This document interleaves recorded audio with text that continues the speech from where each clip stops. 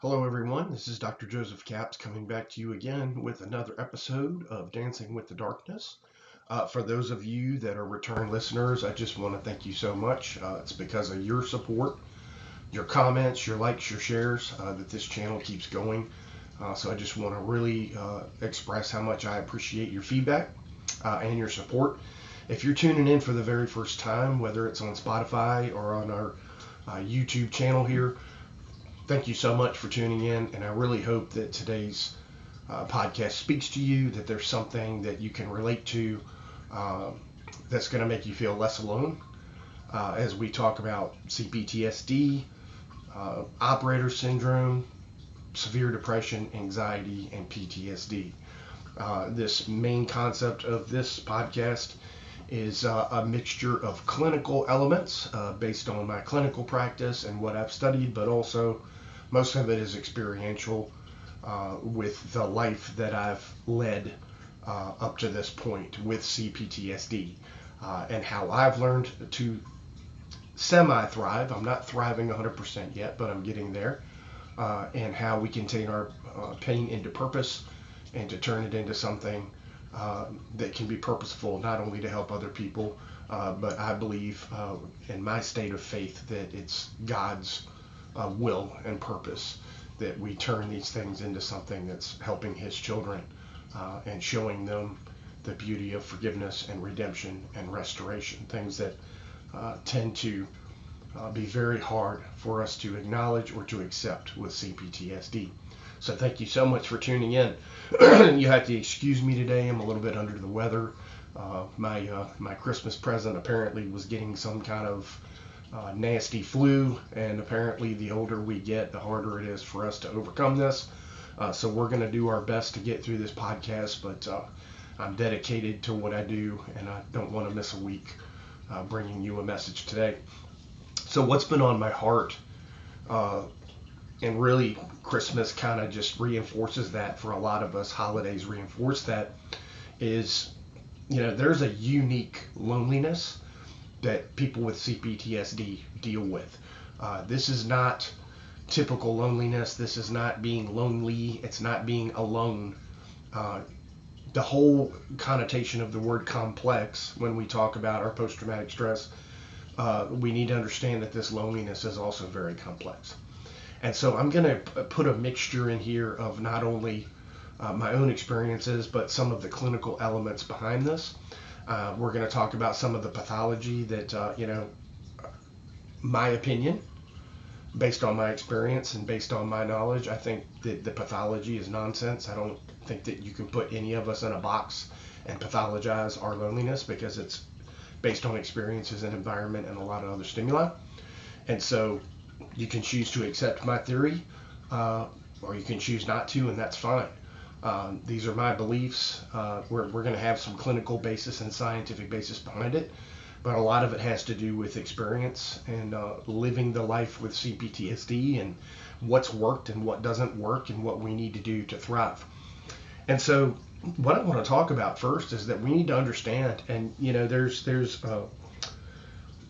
an esteemed colleague that I just love to death, that I love to read and study his work, is Dr. Gabor Mate, who's actually a medical doctor that got into trauma circles. And one of the things that he talks about, which really coincides with Dr. Bessel van der Kolk's work with the National Child's Traumatic Stress Network, NCTSN, that I've been active with for over 20 years. It goes into all of the elements of developmental trauma. Now, the real tragedy here is that we still do not have developmental trauma disorder in the DSM. We still do not have CPTSD in the DSM. And for me, I'm sorry. I know that there's many therapists out there, many psychologists, many psychiatrists, and I know the game with insurance. I know all of these things. I made a choice to not go down the insurance route anymore. I made a choice to not state license anymore, because mental health is fluid. The system failed me 100 times over, and I refuse to practice morally and ethically in a way that I'm going to do that to any one of my clients or patients. And so it's a game. The game is afoot, just like Sherlock Holmes would say to Watson. And we need to understand that, the DSM can be helpful in categorizing symptomology and pathology, but also it can be problematic, especially when we talk about CPTSD. And we've talked about this many times in past videos about misdiagnoses, different labels that have been put on us in an effort for a lot of these therapists and psychologists and psychiatrists are well-meaning people, and they're doing their very, very best. But it is a game, and we have to navigate the insurance world in order to get compensation, and they want labels. They want diagnosis from the very first session, which is a total contradiction to what the DSM says in the first place, which is 6 months to a year of repetitive behaviors and not just observed by one entity. They want input from family and other physicians and everything else. So we're not going to get into the politics of it. The point I'm trying to make here is that we need to understand that if you have CPTSD and you are lonely, we need to understand the depth of that loneliness, okay? And so starting back with what I was saying, one of the things that Dr. Gabor Mate talks about, which is 100% true, is that this starts in utero. And this is what we need to understand.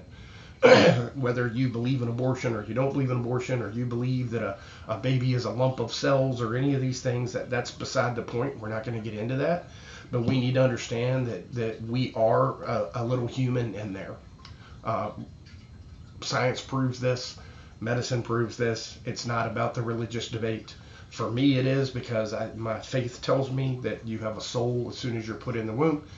But there's also science and medicine to back this up. And Dr. Gabor Mate is talking about the fact that this starts in utero. And he's exactly right, because we are growing and we are developing not just in physicality, but our nervous system, our little baby nervous system, and our little baby brain. It's all developing. And not only does the mother sustain us through the umbilical with nutrients that we need to have, okay? But we need to understand that we are also getting hormones. We're getting all of these things that in a healthy pregnancy are part of our psychological development as we begin to come into this world as a little baby. And so we need to understand that, and I'm going to kind of mix in my own experiences. If you find out later in life that you were a baby that was not necessarily wanted, okay? You were already rejected in the womb. You need to understand that this already started your CPTSD journey. This already started this aloneness, this loneliness that we're going to talk about today, that is very deep, very complex, and that's why it's hard to navigate, okay? We need to understand that it starts in utero.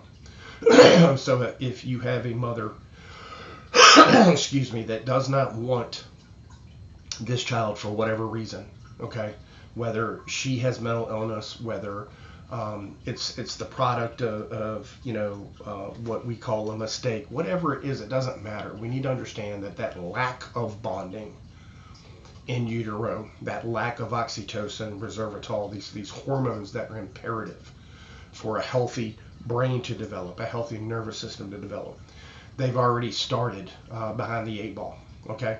So this is the beginning of the developmental trauma. This is the beginning of this loneliness, okay? We are already missing one of the key parts of our development, which is that bonding in the womb with our mother. And then as we come out of the womb with a mother that has already rejected us, and now we are once again, maybe she chooses not to breastfeed on purpose, I know that some women cannot breastfeed and some mothers can't, and they desperately want to. And we're certainly not talking about mothers that can't physically do it. But I know that my mother in particular chose not to. And this was a choice, okay? And we need to understand that breastfeeding is a very, very important time. This is when a lot of oxytocin is released. There is a tremendous bond. The closest thing that a male can do with the baby is to lay them skin to skin on their chest to get that type of bond. And I was that dad that read all of the books and did all of those things. I'm in the hospital all shirtless with my babies because I wanted them to have that bonding and that love and that nurturing from day one. I was the dad that was on the belly singing to my children, talking to my children. I didn't know if they heard me or not. The books said that they did. This is long before I was into being a psychologist and a traumatologist and all of that. I was just a young father that had suffered a lot of abuse and desperately wanted to give my kids all the way from the very first days of their existence nurturing and bonding and love and intimacy. And I've done my best up to this point. They're pretty much adults. One of them is an adult out on their own. The other two are about to be out on their own. And I still try to love on them and give them physical touch and all of these things. You know, we do the best we can. Okay. And so we need to understand that these things happen very, very early. Then we move into the early parts of our lives, you know, between the ages of 1 and 7, and we develop other things. We develop personality and we develop emotional maturity or lack of emotional maturity. And of course, we're developing attachment strategies, okay? And these things are pretty critical. When we talk about loneliness, we need to understand that first in utero, then as a young child, if there is abuse, okay, and that can be all shapes, forms of abuse. It shapes us in different ways: sexual, physical, emotional, abandonment, lack of nurture. All of these things affect us, and they are part of that deep-rooted loneliness that we're talking about.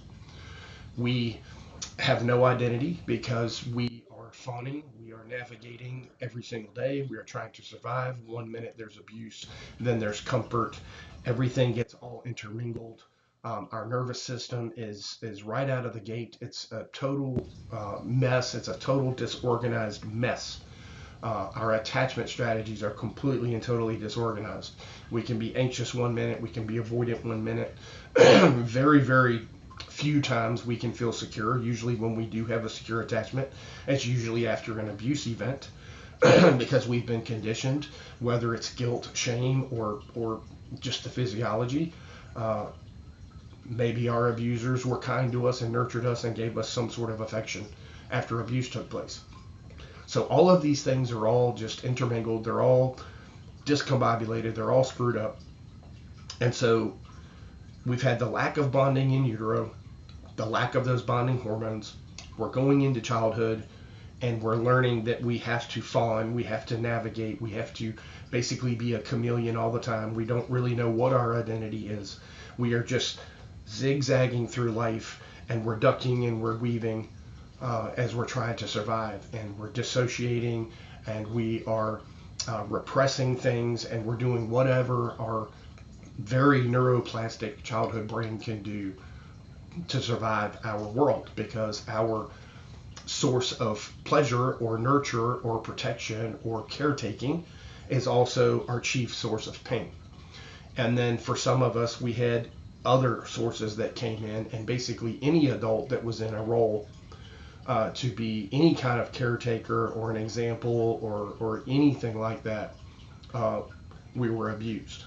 And so this is also, you know, a deep seed of loneliness, not knowing who we are, not knowing what our identity is, not knowing really who am I and what do I need to do to get these things that I naturally need, that are instinctual. It's not something that we want per se, it's something that we need. Our physiology is 100% wrapped around connection. It's wrapped around being part of a pack. It's being part of a group. It's being connected.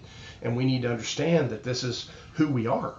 I believe it's because we were created in God's image, and God created us purely because he wanted fellowship. He wanted children. He wanted a family, and he wanted a family that would choose to love him, not be forced to, but choose to love him. And so we're already created in his image, a God who wants connection, who wants intimacy, who wants love. And so that is ingrained in our soul. And then our physiology as a little human, we want that nurturing and that caring and that love from our caregivers. We want the safety and the security to push out into the world and to push boundaries and to push out our scope in a safe way, knowing that our mother or our father or both are going to catch us if we fall. They're going to pick us up. If we skin our knee, they're going to be there, right? And so when we are developing with neglect and abandonment and the elements of abuse, there's a deep, deep loneliness that is fostering and festering in us that's going to continue on in life, and it becomes very complex. The other part of this is that we often during this time, because a lot of us, like myself, we have this look of being prey, and it's not something that we choose, but we are so unsure of ourselves and we have such a lack of self-esteem, and we are constantly in a role where we're ducking and weaving at home, not knowing when we're going to get hugged or when we're going to get hit. We have a very hard time connecting with other people, especially other kids. And oftentimes, like I was, I know that bullying has been around forever, but I can tell you when I was a kid, it was pretty brutal. And it was physical, mental, spiritual abuse from other kids on top of having to go home and deal with an abusive parent. First, my mother, who was a very abusive alcoholic, that went from being a loving, caring mom for about 30 minutes until her vodka kicked in, to basically, she could have been possessed by a demon at that point. Chasing me around the house, hurting me physically, but also torturing me mentally, not allowing me to sleep. I mean, just you name it, it happened. Then there was the periods of time where she would pass out, and so I was left alone for many, many hours at a time to my own devices, and got into all kinds of mischief because I had no supervision. And so my little world was very hard to navigate. And then when she passed away, I ended up with my father, who, was a better parent, but at the same time, he had been abused by my grandfather. And so he didn't really know how to be a dad. It was basically like getting to know my father at 9 years old. And so his whole methodology was, he was a Vietnam vet. And his whole methodology was, okay, I got to teach him discipline. I've got to teach him how to work hard. And these are all good things in context. But when you go overboard on them, it becomes abusive. When you are raising the bar for your kid and they can never reach it, when you are constantly critical, constantly tearing them down, constantly making them feel like they're never going to be good enough, that they are, constantly unsure of themselves. They never have solid ground to stand on. This is abusive, okay? And this, sometimes I would really want, and maybe even pushed sometimes, for my dad to hurt me physically, because it was so much easier for him to just beat the crap out of me. And then he would feel guilty, and then I would get love and affection from him, than it was to be torn down so many years emotionally, never thinking I was going to be good enough, never thinking I was going to ever get his approval. And this followed me well into adulthood until he got to a point where he got so elderly that he needed someone to help him. And by the grace of God, I was able to forgive and was able to do that and continue to do that, to help him out the best that I can, and to not reminisce on the past and all of the things that he's done to hurt me, but to try to cherish the moments now with a very different man who is elderly and honestly I don't think really remembers much of what he did. He has become very childlike, and so I am trying to have the best relationship that I can with him until he passes away, and that's the best that I can do. I'm also trying to set an example for my children, so hopefully they don't desert me when I get to that point. And so this follows you into life. It affects every relationship that we have. We need to understand that. Okay, so our attachment strategies are disorganized most of the time with CPTSD, so we bounce between avoidant and anxious behaviors. And basically this is in relation to inner and outer critic that are constantly heckling us and talking to us in a negative way, shaming us and guilting us. Sometimes we we can say that maybe that's the voice of our parents that lives on and continues to berate us.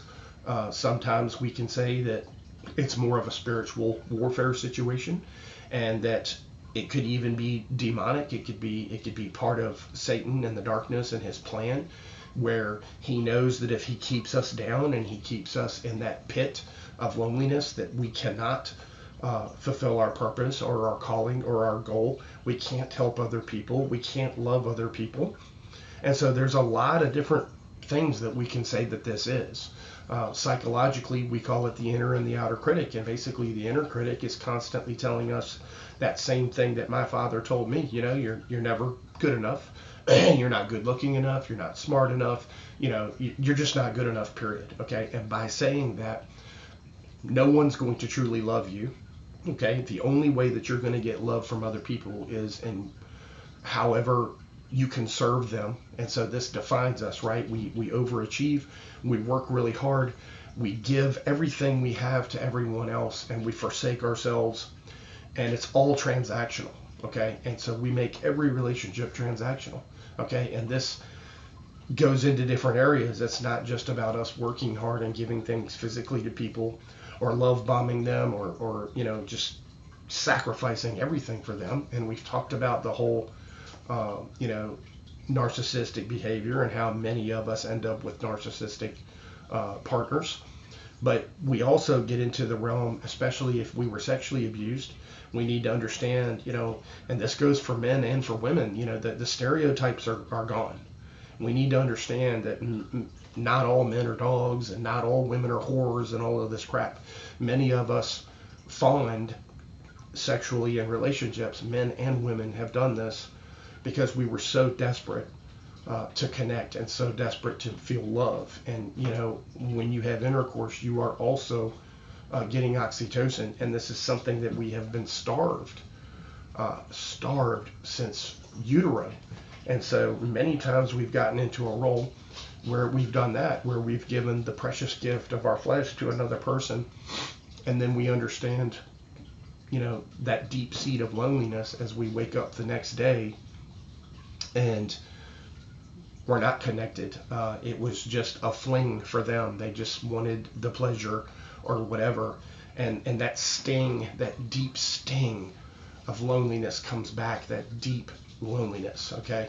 That is just down to the core of our soul, as we realize that once again we were used by what we could provide for someone else. And so I'm trying to help you understand how deep this loneliness is, why it is not the same as with other things. We can be alone, okay, which is, we're not in the presence of other people, okay, but that doesn't mean we have to be lonely. Loneliness involves being around other people and never being seen and never being heard. And that's what we need to understand. People never truly knowing us, never truly understanding us. And this is how it happens. We need to understand that this is where all of that comes from, is this deep seed of loneliness all the way from childhood. Okay. And so this follows us well into adulthood. It follows us into our relationships. Okay. Not just our intimate relationships, but you will also, we find a hard time maybe connecting with people at work. We have a hard time connecting with any kind of friends. We have a hard time finding a group. Okay, for some of us, which is actually a very high percentage of folks with CPTSD are in some sort of service profession, because we become very highly sensitive people to other people's emotions and their needs around us. We can be very empathic. And so we get into these fields where we're serving other people. And once again, we will find some connection with some of these other first responders or some of these other people in the military. Then there comes the time when you leave your unit, or you leave the profession, or you get to the point like I did where I retired from the National Guard. And then there's a whole new level of loneliness once again, because you had this group, this semi-group, or this pack that you felt like you fit in, and you had some importance, and you had people who respected you, and you lose that, it feels like, right? You're going into a different phase of your life, and now, I go from being a lieutenant colonel and being important and having people salute me and being respected and revere me, to just being some dude again, right? And so we need to understand, as we're understanding this loneliness, that it all goes back to that fact that we didn't have an identity. And so, when we talk about, my complex trauma profiling system, that's the very first thing that we do is we identify who you are.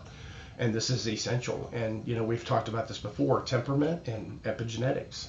That's what your true identity is. It's 52% of who you are, and we can't change it. And, this is who God made you to be. This is the gene pool that came into you, whether it was a healthy gene pool or not, from your parents.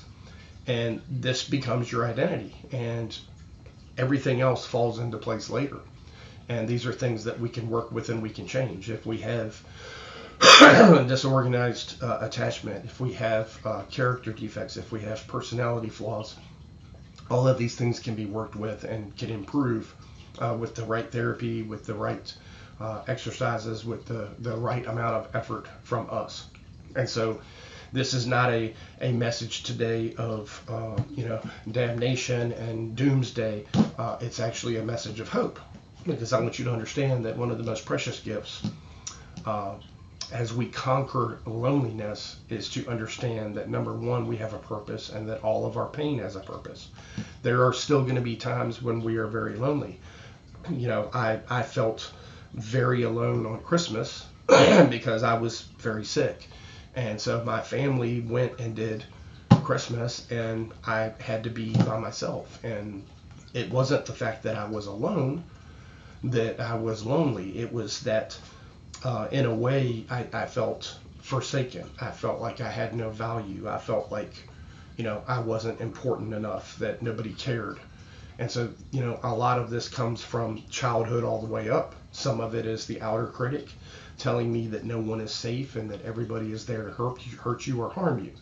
And so we need to understand these voices that talk to us on our heads and where they come from and how deep this loneliness is.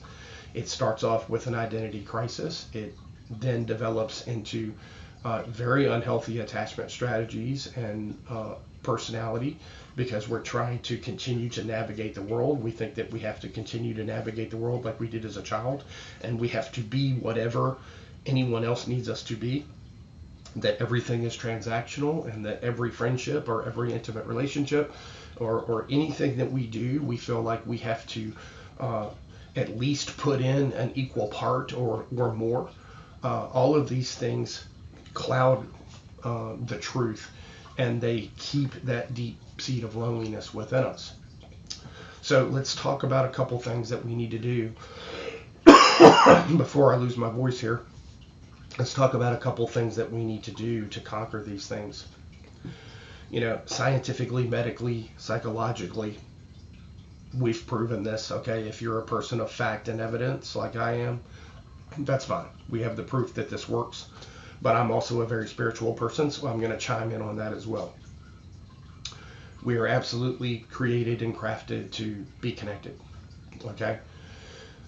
The one entity, okay, whom I call my Father in heaven, this is the one entity that there is never going to be anything transactional, okay? And so this has been a great healing experience for me to understand that the only thing that is required from me to have the love of my Father in heaven is that I need to try to be true to myself.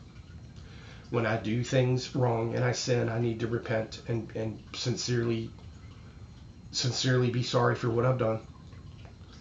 And I have to follow two very basic things. I have to love him with all my heart, soul, and mind, and I need to love my neighbor as myself. He says that his yoke is light and his burden is light, and to yoke with him. And that's what he's talking about. He doesn't expect anything from us that we can't achieve. He is not the Father that was critical of us and makes us feel like we're never going to be good enough. We're never going to make it to heaven. We're never going to achieve anything. We're doomed and damned to hell. We're never going to be forgiven for the things that we've done. He is a vengeful God. He is a jealous God. But more than anything, he is a loving God. And he wants nothing more but for us to be okay. And he gives us everything we need to be okay. We just have to choose to. So that's the first thing that you need to understand, is that you're never alone. We are never alone. Okay, we may be physically alone, but God's watching everything. He's always with us, and he's always there. And I know that a lot of times we don't hear him speak back, but that doesn't mean that he's not there. And so for me, realizing that he's there and that I'm never really truly alone, and that I am loved unconditionally, not by what I can provide or what I can put in, that's the first thing that has saved me and has helped with the deep loneliness. Okay, the second part is, and this is the scientific psychology part, is that we have to have intimate and deep relationships. Okay, and so we have to get to a point where we can integrate, even if it's just one person, into our life that we can be vulnerable with and that we can trust, and that they can reciprocate that back. Okay, so in a way, this is one of the reasons why this channel got started, was because this is a community. We need to understand that our numbers are pretty low, those of us with extreme cases of CPTSD, and this is a community. And this is a place where we can support one another and we can be safe, because when you've been through it and you've experienced it, you would never betray another person that way. And so this is another way for us to avoid loneliness, is to get that connection. Okay, and I'm not talking about trauma bonding and we wallow in each other's sorrows. Okay, sometimes we need to weep with each other and we need to support each other that way. But it's a more positive thing. It's about actually experiencing relationships with people that can actually see you, that can actually understand you, that you can actually be connected with. And you don't have to be something else, and you don't have to put on a mask, and you don't have to be this guy on Monday and this guy on Friday. You can just be who you are. And so that's imperative, that we understand that we have to have relationships in order to heal the deep-seated loneliness. Okay, and this does two amazing things.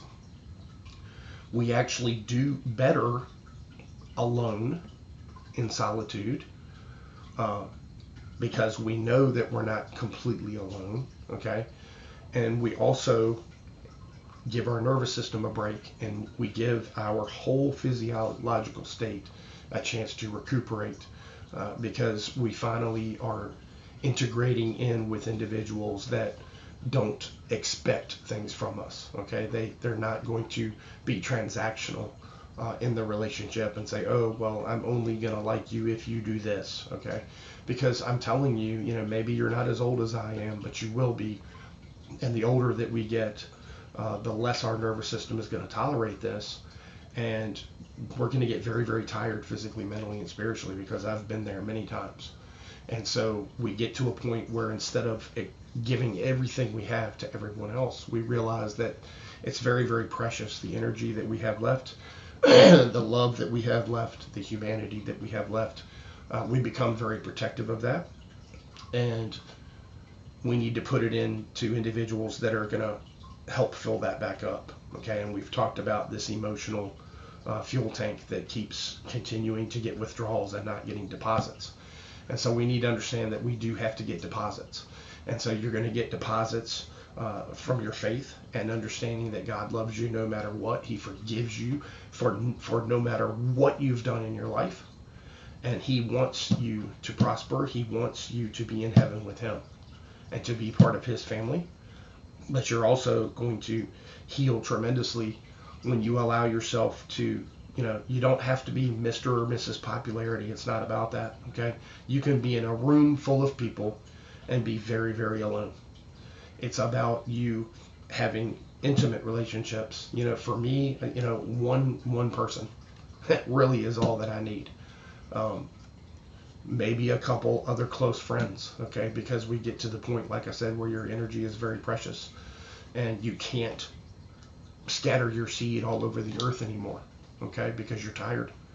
And so you need to put your effort into true friends, true intimate partners in your life that are going to reciprocate back, but also they see you and they know you, okay, and they would never betray your vulnerability and never betray that aloneness and that loneliness that we're talking about today.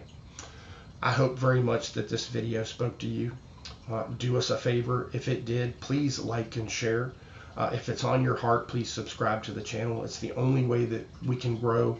I don't understand this whole the whole system of social media. I'm very naive to it and how the algorithms and all this crap. I just know that when people like and share, that hopefully somebody else out there that has CPTSD or operator syndrome or PTSD is hearing something, even if it's 5 words out of this whole podcast, that they can relate to and feel less alone. Okay, that's what I'm talking about when we talk about loneliness. Even listening to a podcast where something resonates with you, it helps you understand that you are not on an island by yourself, that there's other people that can absolutely understand you and appreciate you in a non-judgmental and a safe way. To everyone out there, thank you so much. God bless, and we'll see you again next time.